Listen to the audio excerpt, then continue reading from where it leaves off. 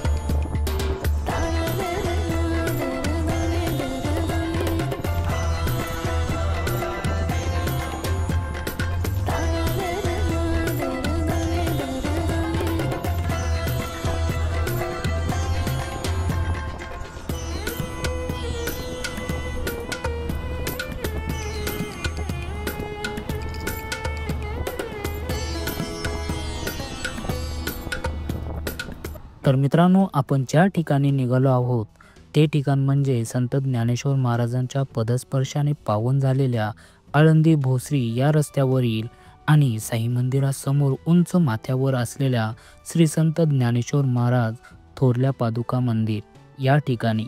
मित्रांनो, या मंदिराचे अजून काम चालू आहे, परंतु हे मंदिर खूप छान आहे. तुम्ही जर कधी आळंदीला आलात तर या ठिकाणी नक्कीच भेट द्या.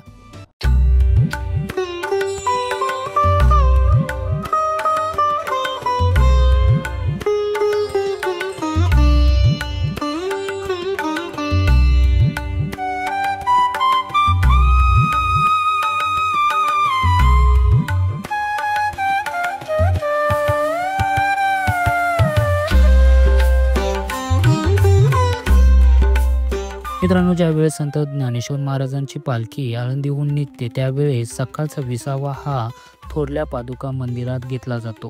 मित्रांनो, हे मंदिर दिघे रस्त्यावरून थोड्याच अंतरावर म्हणजेच 5 ते 10 मिनिटं आपल्याला या ठिकाणी लागतात.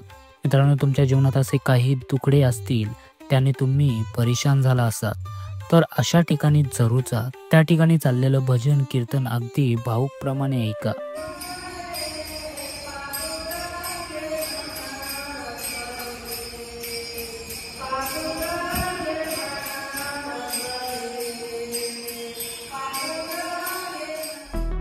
तुमचं मन नक्कीच प्रसन्न होऊन जाईल.